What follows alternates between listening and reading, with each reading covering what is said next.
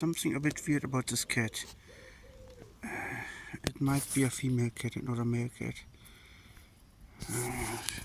It has a white dot below his head, and it has white front paws.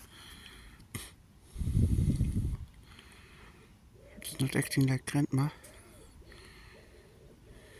Meow.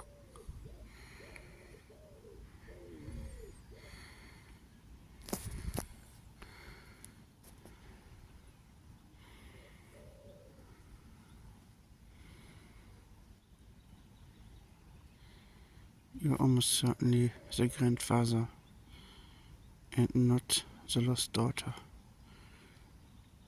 But how can I be sure? I just can't.